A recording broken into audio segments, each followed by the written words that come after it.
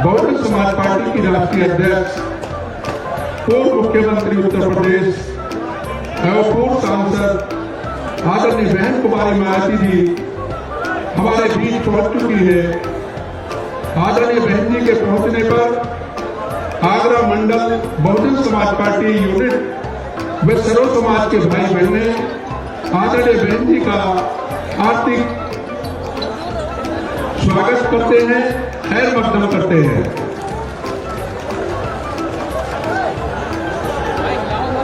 और अब मैं आगरा मंडल बहुजन समाज पार्टी यूनिट की जानिब से आज की चुनावी जनसभा की मुख्य अतिथि आदरणीय बहन जी को बहुजन समाज पार्टी का चुनावी चिन्ह हाथी से प्रेम भेंट करके उनका सम्मान करते हैं। माननीय गुरुदेव।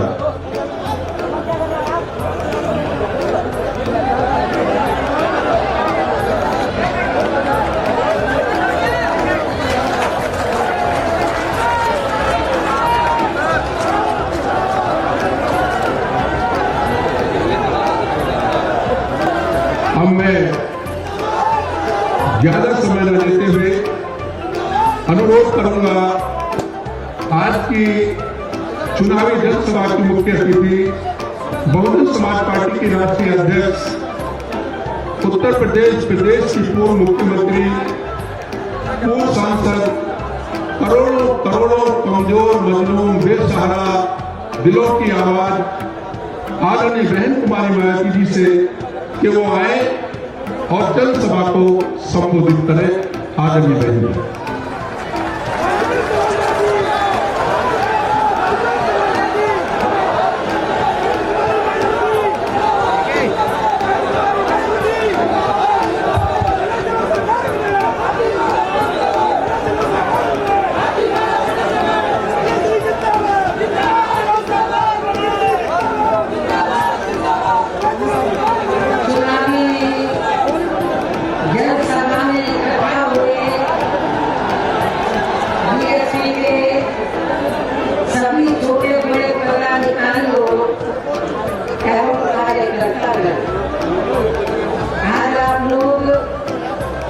उत्तर प्रदेश में विधानसभा के लिए हो रहे चुनाव में कोरोना नियमों का पालन करते हुए अपनी पार्टी के उम्मीदवारों के समर्थन में मुझे सुनने के लिए यहाँ इकट्ठा हुए हैं, तो उसके लिए मैं आप सभी लोगों का हार्दिक दिल से आभार प्रकट करती हूँ। और अब मैं सबसे पहले अपनी पार्टी के संबंध में ये कहना जरूरी समझती हूँ कि हमारी पार्टी ये चुनाव उत्तर प्रदेश की लगभग सभी विधानसभा की सीटों पर अकेले अपने बलबूते पर ही पूरी तैयारी व दमदारी के साथ यहाँ सन 2007 की तरह फिर से अपनी पार्टी की पूर्ण बहुमत की सरकार बनाने के लिए लड़ रही है, ताकि आपको वर्तमान में भाजपा के चल रहे जातिवादी, संकीर्ण, अहंकारी व तानाशाही वाले शासन से मुक्ति मिल सके। इसके साथ ही हमारी पार्टी ने पूर्व की तरह इस चुनाव में भी बीएसपी से जुड़ने की तादाद को ध्यान में रखकर फिर उसी अनुपात में ही यहाँ सर्व समाज के लोगों को टिकट भी दिए हैं। और अभी चुनाव में आप लोगों को अपना वोट कांग्रेस, बीजेपी, सपा व अन्य विरोधी पार्टियों को न देकर केवल अपनी एकमात्र हितैषी पार्टी बीएसपी को ही देना क्यों जरूरी है, इसे आप लोगों को समझना होगा। हालांकि इस संदर्भ में आप लोगों को ये मालूम है कि आजादी के बाद शुरू में काफी लंबे समय तक केंद्र व उत्तर प्रदेश सहित देश के अधिकांश राज्यों में भी कांग्रेस पार्टी की ही अकेले यहाँ सरकारें रही हैं, किंतु इनकी गलत नीतियों व गलत कार्य प्रणाली की वजह से ही अब ये पार्टी केंद्र के साथ साथ बहुत पहले ही उत्तर प्रदेश की सत्ता से भी बाहर हो गई है।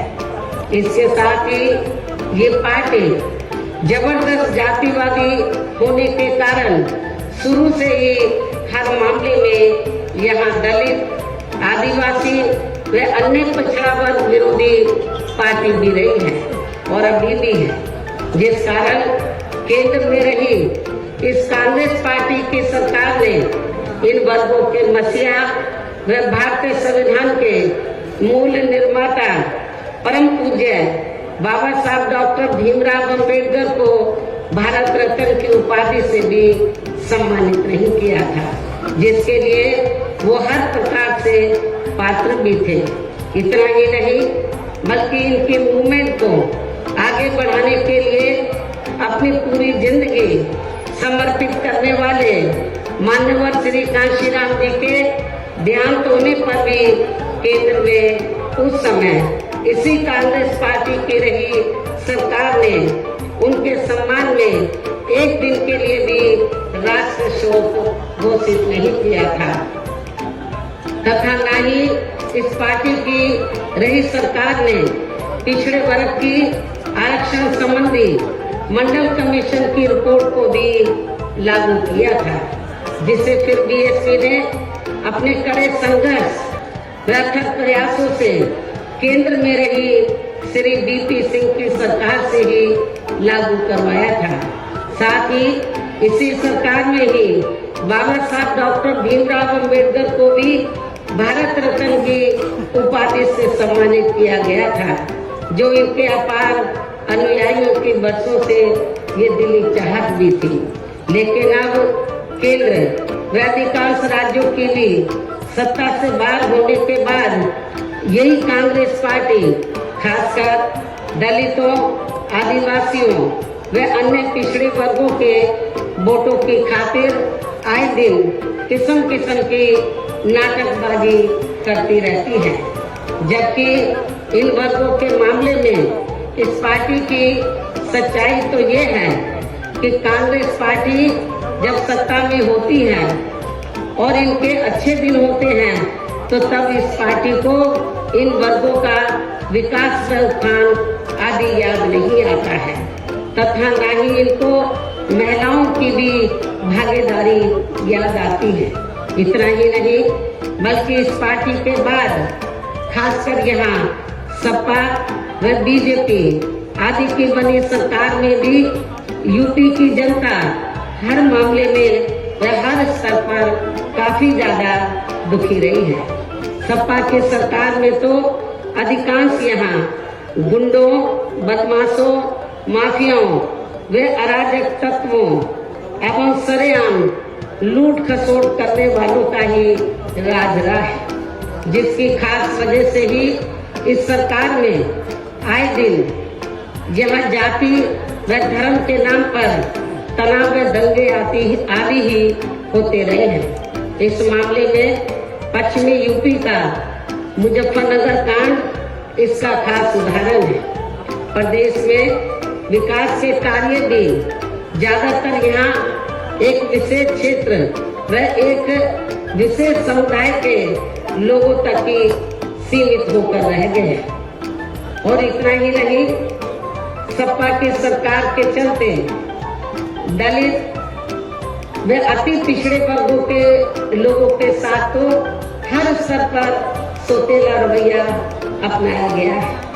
आप लोगों को ये मालूम है कि जब सपा पावर में आई तो सपा सरकार ने एक काम ये किया, सबसे पहले सत्ता में आते ही, कि हमारी पार्टी की सरकार ने जो दलित और अन्य पिछड़े वर्ग में समय समय पर संत गुरु और महापुरुष हुए तो उनको आदर सम्मान देने के मकसद से, उद्देश्य से हमारी पार्टी की सरकार ने जिन नए जिलों के नाम इनके नाम से रखे, नई योजनाओं के नाम इनके नाम से रखे, तो उनको बदल दिया। और इतना ही नहीं, मैं सरकारी कर्मचारियों को भी ये बताना चाहती हूँ कि जब पदोन्नति में आरक्षण को लेकर तो पार्लियामेंट में बिल आया तो यही समाजवादी पार्टी थी जिसने इस बिल को फाड़ दिया था और इस बिल को पास नहीं होने दिया, ताकि जो दलित वर्ग के लोग हैं उनको पदोन्नति में आरक्षण की सुविधा न मिल सके। ये समाजवादी पार्टी का कैरेक्टर है, चाल चरित्र है। इसी प्रकार भाजपा सरकार की भी नीतियां व कार्यशैली अधिकांश यहाँ जातिवादी, पूंजीवादी एवं आरएसएस के संकीर्ण एजेंडे को ही लागू करने पर टिकी रही है, जिससे प्रभावित एवं शिकार हुए लोगों का इस सरकार में सही से विकास व उत्थान आदि नहीं हो सका है। साथ ही इनका हर स्तर पर काफी ज्यादा उत्पीड़न भी किया गया है। धर्म के नाम पर हमेशा यहाँ तनाव व नफरत आदि का वातावरण भी बना रहा है। ये किसी से छिपा नहीं है। प्रदेश में हर प्रकार के अपराध भी काफी ज्यादा बढ़े हैं। खासकर दलित व महिलाएं भी इस सरकार में कतई भी सुरक्षित नहीं रही है। लेकिन मीडिया में इनके आंकड़ों को ज्यादातर दबा दिया जाता है। आपके आगरा में तो इतना बुरा हाल है दलितों का कि पुलिस की कस्टडी में तो दलित वर्ग के एक नवयुवक को मार दिया जाता है। ये भी किसी से छिपा नहीं है। इसके अलावा प्रदेश में गरीबों, मजदूरों, बेरोजगारों व अन्य मेहनतकश लोगों के साथ साथ दलितों, आदिवासियों, अन्य पिछड़े वर्गों, मुस्लिम एवं अन्य धार्मिक अल्पसंख्यक समाज के लोगों के हित व कल्याण के लिए वर्षों से जो भी यहाँ सरकारी योजनाएं चल रही थी तो उनका भी इन्हें इस सरकार में सही से पूरा लाभ नहीं मिल सका है। खासकर दलितों व पिछड़ों को आरक्षण का भी पूरा लाभ नहीं मिल सका है, क्योंकि इन्होंने ज्यादातर सरकारी कार्य प्राइवेट सेक्टर के जरिए ही कराए हैं, जिसमें इनके लिए आरक्षण की कोई भी व्यवस्था नहीं है। सरकारी नौकरियों में भी इनका आरक्षण का कोटा भाजपा सरकार में भी पूरा नहीं किया गया है। मुस्लिम व अन्य धार्मिक अल्पसंख्यक समाज के लोगों के साथ तो बीजेपी की सरकार में अधिकांश इन्होंने पक्षपात वाला रवैया ही अपनाया है। इतना ही नहीं, बल्कि इस बार बीजेपी की सरकार में अपर कास्ट समाज में से विशेषकर प्रबुद्ध वर्ग भी हर मामले में अपने आप को काफी ज्यादा उपेक्षित रहा है। इसके अलावा इनके गलत आर्थिक नीतियों के कारण यहाँ गरीबी, बेरोजगारी व महंगाई आदि भी काफी ज्यादा बढ़ी है। खासकर चुनाव घोषित होने से पहले तो डीजल, पेट्रोल व रसोई गैस आदि की आए दिन बढ़ी कीमतों ने भी जनता की काफी ज्यादा मुश्किलें बढ़ाई हैं और ऐसा लगता है कि चुनाव खत्म होने के बाद उन्हें इनकी कीमतें बढ़ा दी जाएंगी। इसके साथ साथ उत्तर प्रदेश सहित पूरे देश के किसान भी केंद्र सरकार की गलत नीतियों के कारण काफी ज्यादा दुखी व परेशान रहे हैं और अभी भी परेशान है। प्रदेश में बेरोजगार लोगों को रोजगार नहीं मिलने के कारण ही ज्यादातर इनको पलायन भी करना पड़ा है।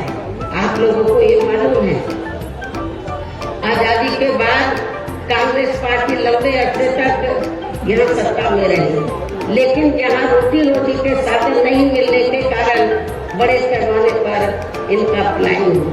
ये लोग पलायन करके चले गए और इसके साथ ही जब बीजेपी पावर में आई तो आप लोगों को मालूम है कि ये सिलसिला जारी रहा और कोरोना काल में जो लोग बाहर के राज्यों से वापिस आ गए, जब उनको रोटी के साधन नहीं मिले तो उन्हें पुनः पलायन करना पड़ा। मुजफ्फरनगर में भी बड़े पैमाने पर सपा सरकार में लोगों को पलायन करना पड़ा।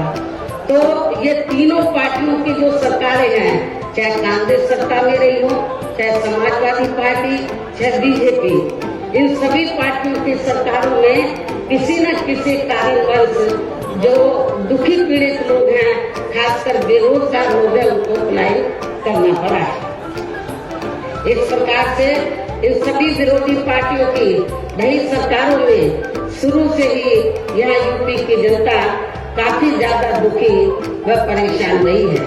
खासकर कोरोना महामारी के दौरान तो इन सभी की हालत और भी ज्यादा खराब हो गई है।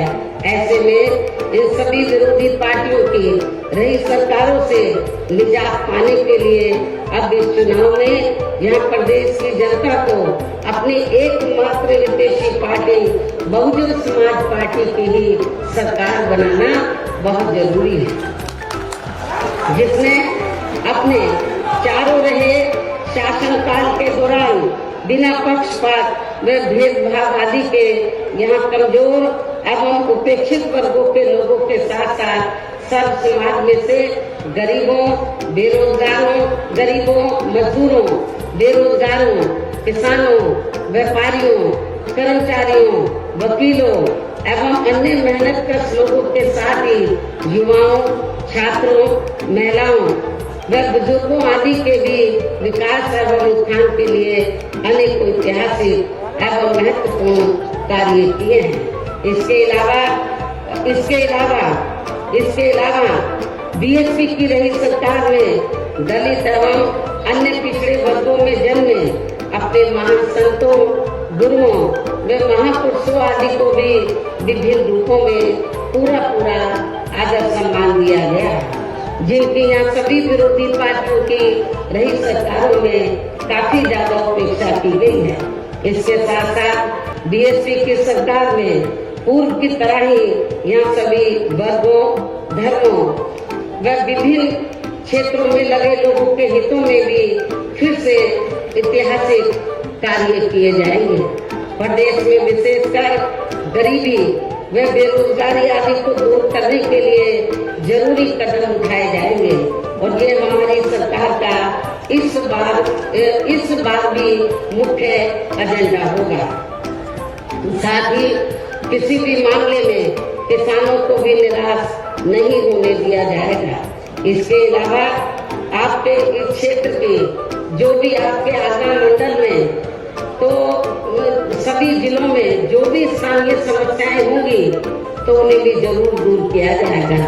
वैसे आप लोगों को मालूम है कि आगरा और फिरोजाबाद में तो जो यहाँ स्थानीय कारोबार चल रहे हैं, इनकी कुछ समस्याएं हैं तो उनको भी दूर किया जाएगा। ये भी मैं आप लोगों को विश्वास दिलाना चाहती हूँ।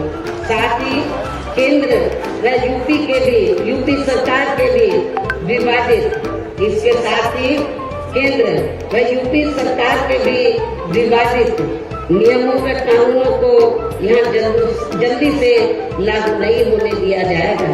इतना ही नहीं बल्कि बीएसपी की रही सरकार में जिन महान संतों, गुरुओं एवं महापुरुषों आदि के आदर सम्मान में व उनके नाम पर जनहित की जो अनेकों योजनाएं शुरू की गई थी, साथ ही नए जिलों के नाम भी रखे गए थे, तो उन्हें अधिकांश, जैसा कि मैंने आप लोगों को बताया कि उन्हें अधिकांश सपा सरकार द्वारा बदल दिया गया है, जिससे उनके प्रति इनकी हीन व जातिवादी मानसिकता भी साफ झलकती है। तथा जिन्हें फिर बीएसपी की सरकार बनने पर जरूर बहाल कर दिया जाएगा।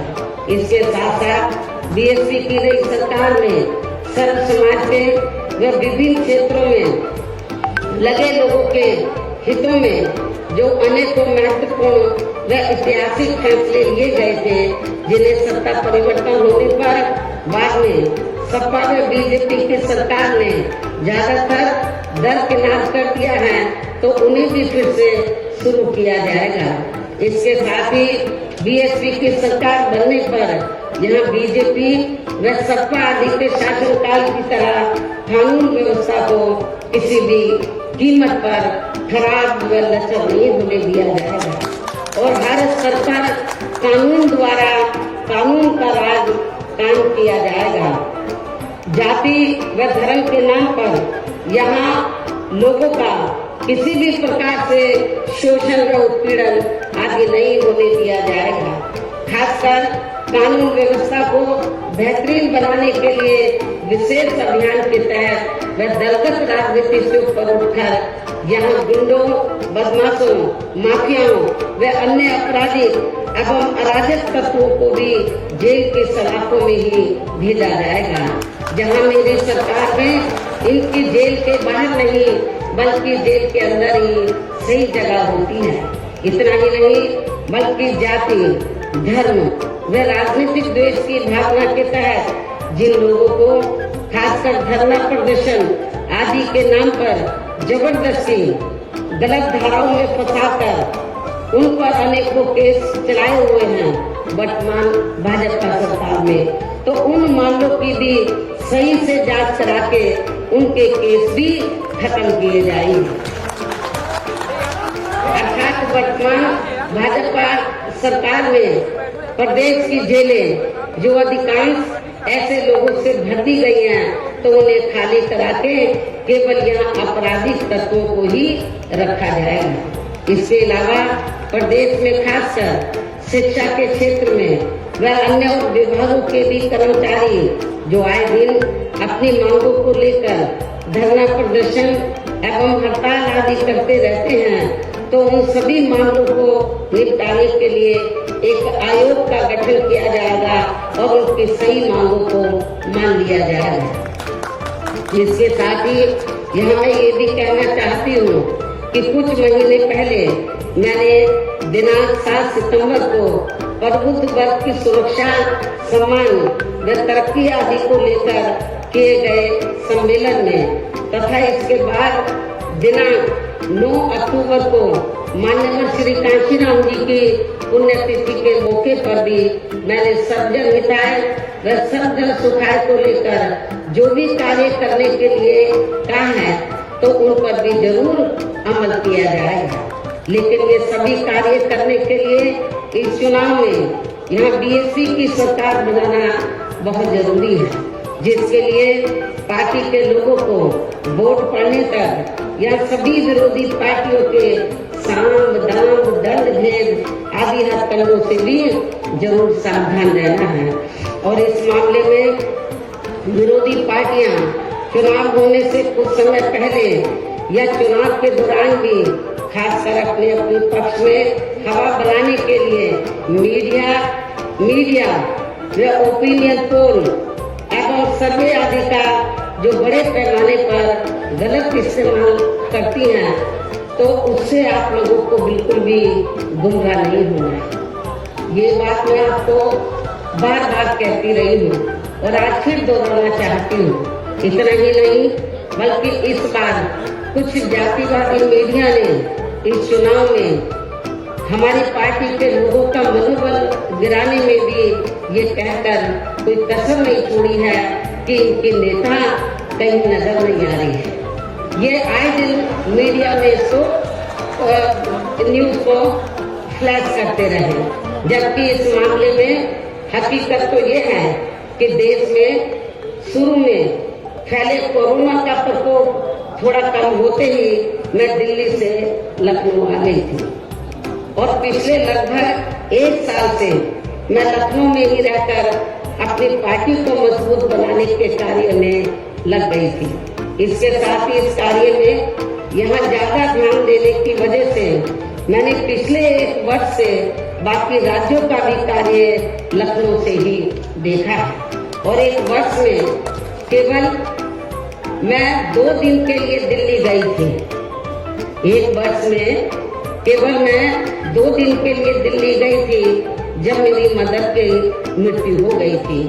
और इस एक वर्ष के दौरान मैंने यह पार्टी को फिर से पोलिंग बूथ स्तर पर कैडर के आधार पर यह सही से खड़ा किया है। आप लोगों को मालूम है कि पहले जो कमेटियां बनी थी तो ज्यादातर फर्जी थी। केवल हमारे लोग बता देते थे, नीचे के स्तर के पदाधिकारियों को खुद जाकर कमेटी नहीं बनाते थे।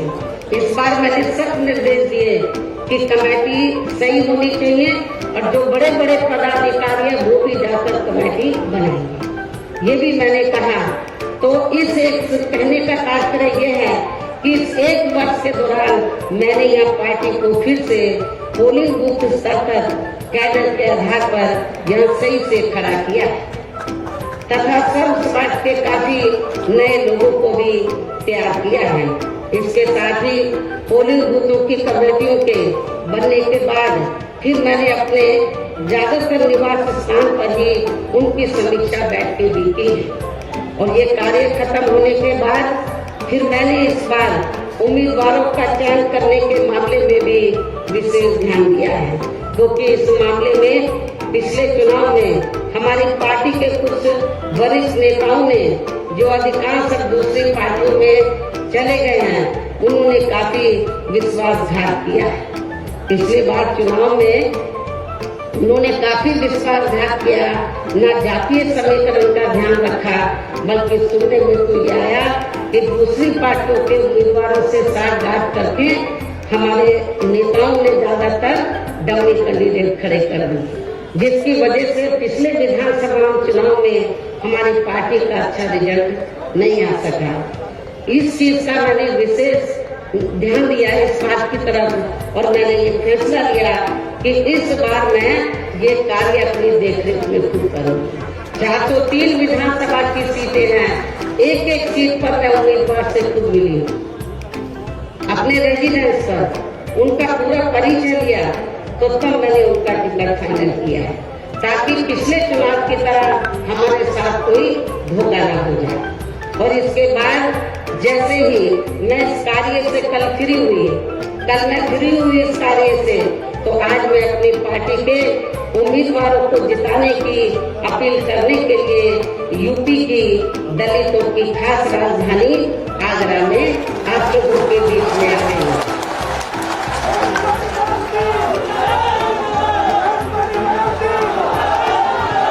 लेकिन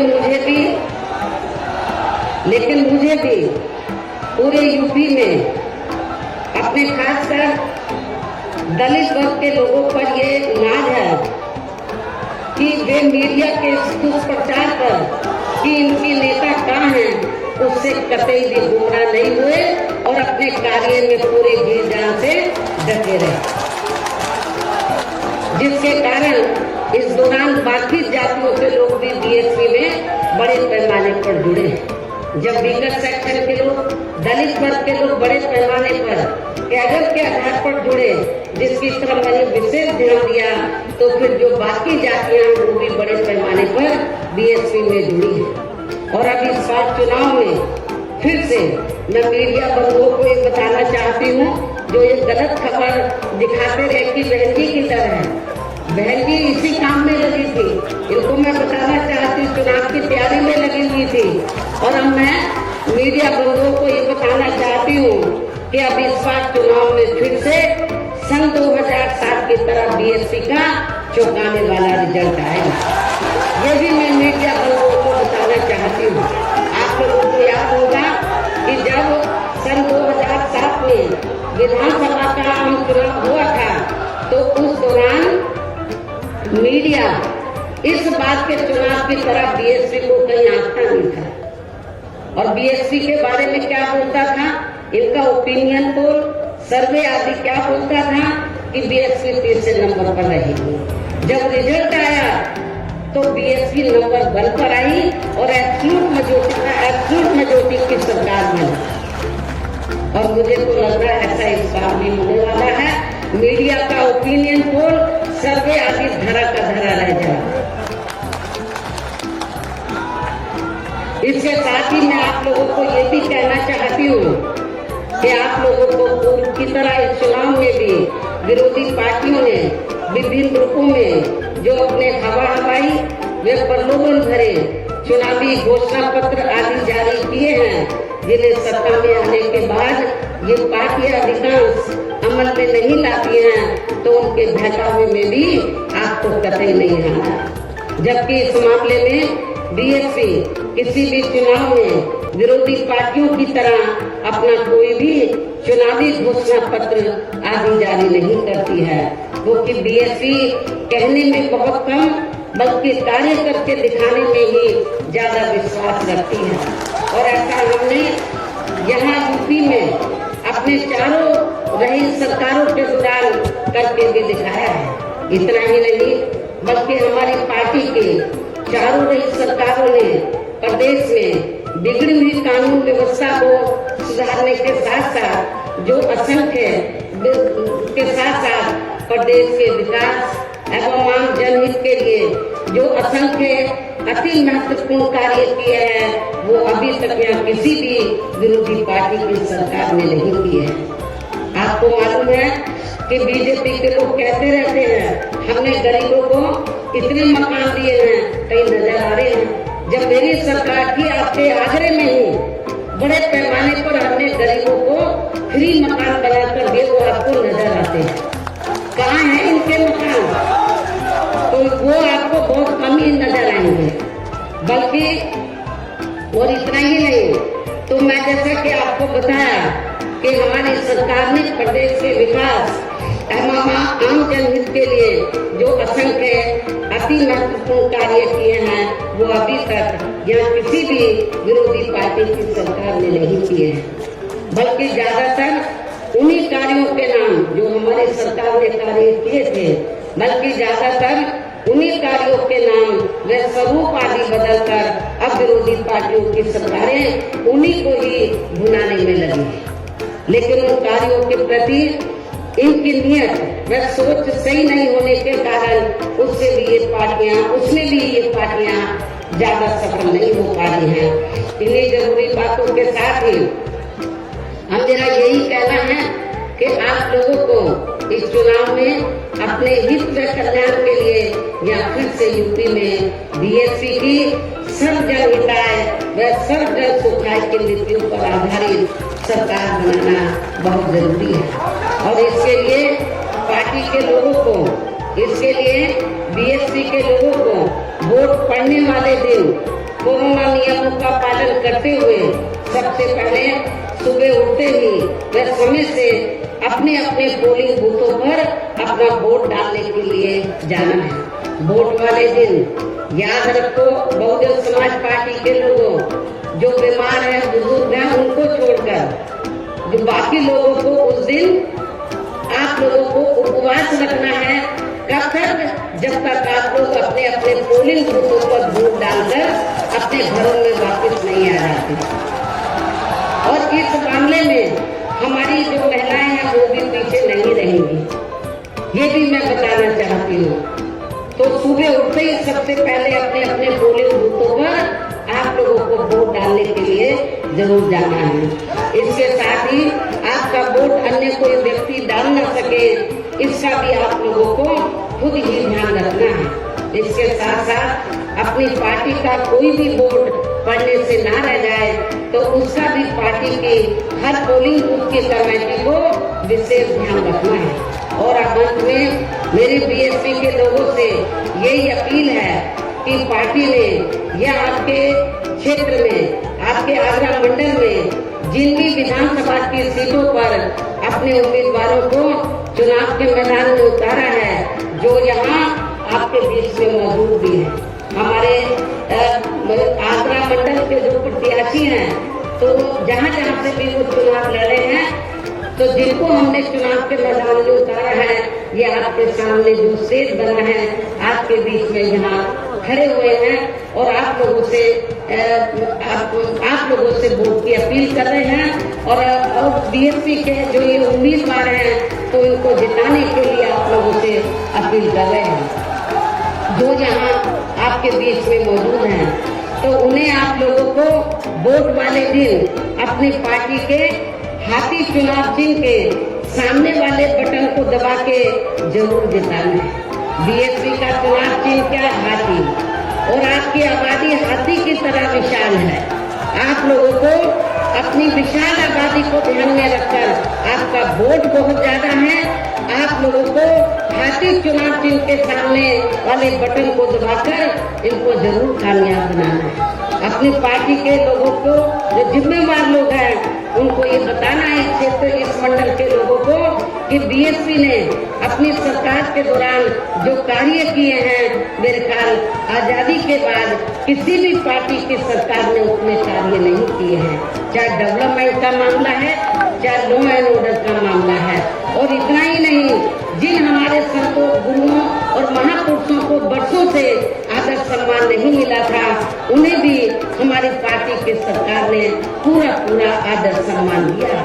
और जब आप लोग लखनऊ जाते हैं, पहले का लखनऊ आप लोगों ने देखा होगा और मेरे सत्ता में आने के बाद का लखनऊ देखा होगा। लोग बाहर के राज्यों से आते हैं, विदेशों से आते हैं, कहते हैं कि ये तो लखनऊ की तस्वीर बदल गई, लखनऊ की तस्वीर बदल गई। और इतना ही नहीं, आपके आगरा मंडल में भी मैंने काफी काम किया। लोग कहते हैं कि मथुरा धार्मिक स्थल है, मथुरा जिला में मंदिर हैं, मस्जिद हैं, गुरुद्वारे हैं, बौद्ध विहार हैं, सब हैं।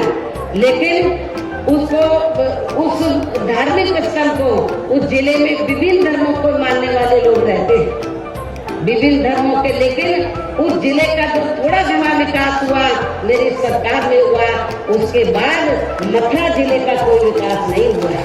ये भी मैं मथुरा के लोगों को बताना चाहती हूँ। केवल मीडिया में हवाई बातें करते रहते हैं और लोगों को धर्म की आड़ में उनके जो भावनाएं हैं, तो उनकी भावनाओं की आड़ में तो लोगों का वोट लेने का प्रयास करते हैं। लेकिन हकीकत में जमीनी तौर पर वहाँ पर कोई विकास का काम वर्तमान भारतीय जनता पार्टी की सरकार में नहीं हुआ है। यही सपा सरकार का हाल था। और बीजेपी को कुछ नहीं करना है, ज्यादातर वो मीडिया में घूमते रहते हैं। विकास के कार्य आप लोगों ने देखे हैं, कहीं आपको विकास नजर आया? आप लोगों का अपना पूरे 5 साल के अंदर कोई आपका विकास नहीं हुआ। आप लोगों के साथ जुल्म जाती हुई है।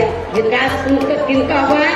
जो बड़े बड़े पूंजीपति हैं, जो बड़े बड़े धन्ना सेठ हैं, जो आरएसएस के लोग हैं, उनका विकास हुआ है। आप लोगों का विकास नहीं हुआ है।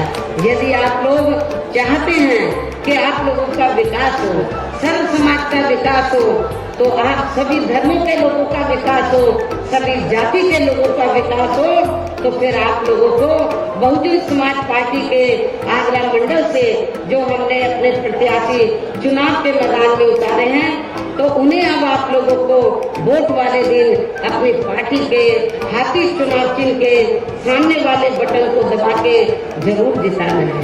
और फिर से आपको यहाँ सन 2007 की तरह ही बीएसपी की अपनी पूर्ण बहुमत की सरकार जरूर बनाना है। तभी फिर प्रदेश में यहाँ अमन चैन कायम होने के साथ साथ सभी धर्मों व वर्गों के लोगों का भी सही से विकास व उत्थान आदि हो सकता है। साथ ही यहाँ अन्याय, अपराध, भय व भ्रष्टाचार मुक्त एवं विकास युक्त वातावरण भी पैदा हो सकता है। और तभी फिर यहाँ परम पूज्य बाबा साहब डॉक्टर भीमराव अम्बेडकर एवं मान्यवर श्री कांशीराम जी आदि का भी सपना सही साकार हो सकता है। और इस उम्मीद के साथ ही अब मैं यही कहना चाहूंगी, क्या कहना चाहूंगी कि अब आपको हर पोलिंग बूथ को जिताना है, बीएसपी को सत्ता में लाना है। आप लोगों को हर पोलिंग बूथ को जिताना है, बीएसपी को सत्ता में लाना है।